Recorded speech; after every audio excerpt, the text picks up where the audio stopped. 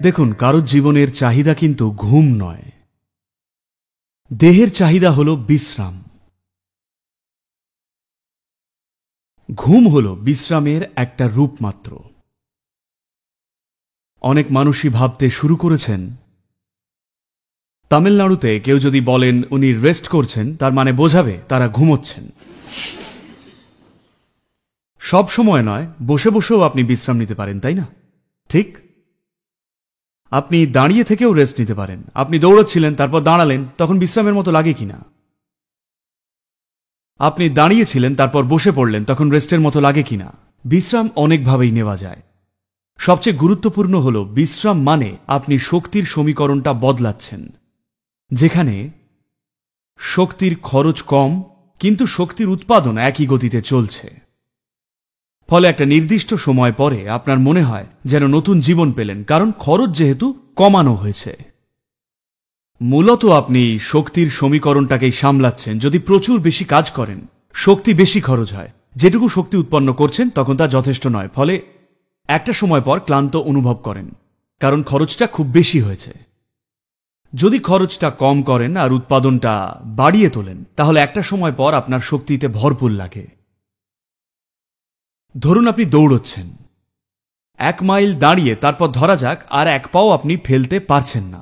আপনারা তো অনেকেই ঈশা ম্যারাথনে দৌড়ন, ঈশা বিদ্যা ম্যারাথনে। বেশ, তাহলে 42 কিলোমিটার দৌড়ানোর পর, ঠিক আছে, যত কিলোমিটারই হোক, 1 বা 2 মাইল পর আর একটাও পা ফেলতে পারছেন না।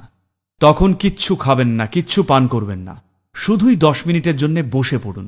দেখবেন আবারও চাঙ্গা হয়ে গেছেন মনে হবে, তাই না? শুধুই যা করছেন তা হল শক্তি খরচ কমিয়েছেন, শক্তির উৎপাদন এখনো একই আছে।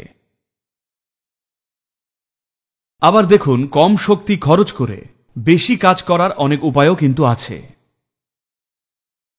তো আপনি যদি একটা নির্দিষ্ট সহজ ভাবের অবস্থায় আসেন, যখন সহজভাবে বলছি, এটা কি তা বেশিরভাগ মানুষই হয়তো ঠিক বুঝে উঠতে পারবেন না, কারণ বেশিরভাগ মানুষই সহজ অবস্থায় নেই। আপনি যদি সম্পূর্ণ সহজভাবে থাকেন, যন্ত্রটা যদি একেবারে মসৃণভাবে চলে, সবকিছুই তখন আরামে থাকে, ফলে সবসময়ই এটা বিশ্রামে থাকে, রেস্টে থাকে। এইভাবে সারাদিন এটা খুব বিশ্রামে থাকায়, যেমন যদি দুপুরবেলায় ঘুমন, খেয়াল করেছেন রাতে তাহলে আর তেমন ঘুমোতে পারেন না, ঠিক? ইতিমধ্যেই আপনি এটা পরীক্ষা করছিলেন বুঝি? যদি দুপুরে ঘুমন, তাহলে রাতে তেমন ঘুমোতে পারবেন না, যদি না অসুস্থ হন অথবা ভীষণ ক্লান্ত থাকেন কোনো কারণে। কারণ দিনেই যে ভালো বিশ্রাম হয়ে গেছে তাই আর রাতে ঘুমোতে পারেন না। তাই আপনাকে ঘুমোতেই হবে এমন কথা নেই। যদি এখানে বসেও থাকেন, তাহলেও শরীর যেন রেস্ট নেয়। এমন হলে দেখবেন আপনার ঘুমানোর সময়টা স্বাভাবিকভাবেই কমে আসবে। ঘুমের কোয়ালিটি বাড়াবো কি করে? ঘুমের কোয়ালিটি বাড়াতে যাবেন না। আদর্শভাবে জীবনটাকে বাঁচা মানে হলো যদি আমাকে ঘুমোতেই না হয়, কিন্তু সেটা সম্ভব নয় আপাতত, যেহেতু এখনো দেহে কিছু অলসতা রয়েছে। তাই শরীর দরকার মতো ঘুমোয়, বাকিটা সময় দেহ বিশ্রামেই থাকে। যদি এটাকে সহজ বিশ্রামের অবস্থায় রাখেন, তাহলে শরীরের ঘুমের দরকারই হয় না, যদি না সে একটা নির্দিষ্ট পরিমাণে ক্লান্ত না হয়ে পড়ে। তো শরীর কখনোই কোনোদিনই ঘুমোতে চায় না, কিন্তু অবশ্যই সে রেস্ট বা বিশ্রাম চাইছে। যদি বিশ্রামের অবস্থায় কিভাবে বসতে হয় না জানেন, এটা তাহলে এইভাবে রেস্ট নিতে চাইবে, এইরকম করে। যদি আপনি এখানে একেবারে আরামে বসতে পারেন, তাহলে ঘুমে ঢলে না পড়েই এটা ঘন্টার পর ঘন্টা বসে থাকবে। তা না হলে শরীর বিশ্রাম নেওয়ার শুধু এই একটা উপায়ই জানে। তাই ঘুমের কোয়ালিটি ভালো করার চেষ্টা করবেন না, এইরকম কিছু হয় না। শুধুই নিজের দেহকে সচেতনভাবে সহজ অবস্থায় আর বিশ্রামে রাখতে শিখুন। যদি এখানে এখন বসেন, এই একটা সহজ কাজ করতে পারেন। আপনি এখানে এই নিচে এসে বসতে পারেন, শুধু নিজের মনোযোগ মাথা থেকে পায়ের পাতা অবধি নিয়ে যান আর দেখুন সবকিছু সহজ সুখকর বিশ্রামের অবস্থায় রিল্যাক্স হয়ে আছে কিনা, নাকি আপনি টান টান হয়ে বসে শুধু দেহটাকে সহজ অবস্থায় আনুন। আপনার পক্ষে যতটা সম্ভব, জানি সবকিছু আপনার সচেতনতার আওতায় নেই, কিন্তু যতটা আপনার পক্ষে সচেতনভাবে সম্ভব এটাকে সহজ অবস্থায় আনুন। তাহলে আপনি হঠাৎ করেই দেখবেন, আপনি যদি 10টা বাজতেই ঘুমিয়ে পড়ার মতো লোক হন, আপনি এমনিই এখানে 1 ঘন্টা সহজভাবে বসুন, দেখবেন আপনার ঘুমের সময় আরো আধ ঘন্টা পিছিয়ে যাবে।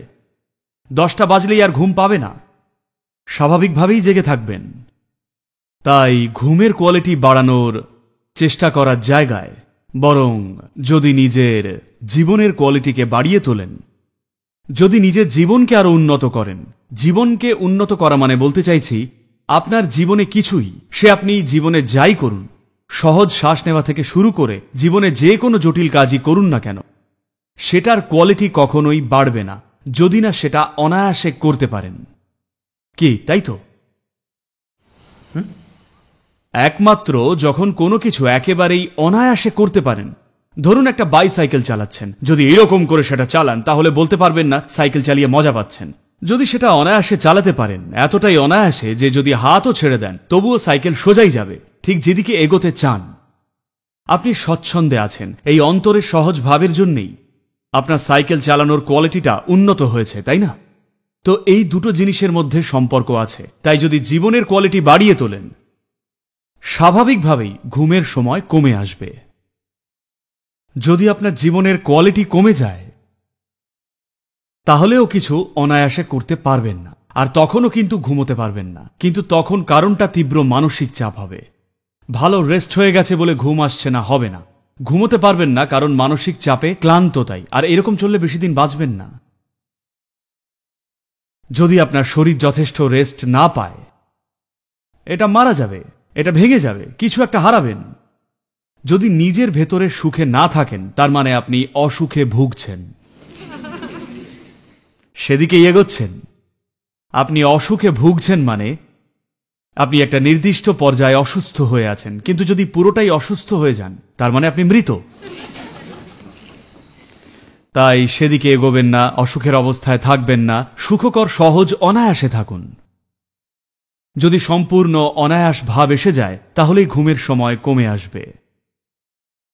ঘুমের কোয়ালিটি ভালো হবে কারণ জীবনের কোয়ালিটি এখন ভালো, তাই। আপনি শুধুই ঘুমের কোয়ালিটি আরো ভালো করতে চান, জীবন কিন্তু সেইভাবে কাজ করে না। যদি সকালে ভালো করে ঘুম থেকে ওঠেন, তাহলে রাতেও ভালো করে ঘুমোবেন।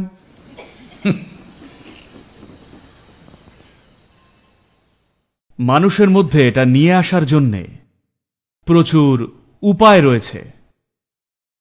পূর্বের সংস্কৃতিগুলোয়, বিশেষ করে ভারতে, এই সমস্ত উপায়গুলোকে জীবনেরই অঙ্গ করে দেওয়া হয়েছিল। অবশ্য আজকাল সেসব ছুঁড়ে ফেলে দেওয়া হচ্ছে, সবাই মডার্ন হয়ে গেছেন বলে। মডার্ন মানে সবসময় চাপে থাকা, সবসময় দুশ্চিন্তায় থাকা, বিরক্তিতে থাকা, সবকিছুতেই রেগে যাওয়া, তাহলেই আপনি সত্যিকারের মডার্ন। না হলে পরম্পরাগতভাবে এই সবই গেঁথে দেওয়া হয়েছিল। সকালবেলায় ঘুম থেকে ওঠা থেকে শুরু করে ঘুমোতে যাওয়া অবধি আপনার কি করা উচিত, কিভাবে নিজেকে সামলাবেন, এই সব কিছুই ঠিক করা ছিল। এই প্রজন্মের শুরুতেও সকলে এইসব জানতেন, কিন্তু হঠাৎই সবাই ইংরেজিতে লেখাপড়া শিখে মডার্ন হয়ে গিয়ে টেনশনে অভ্যস্ত হয়ে গেছেন।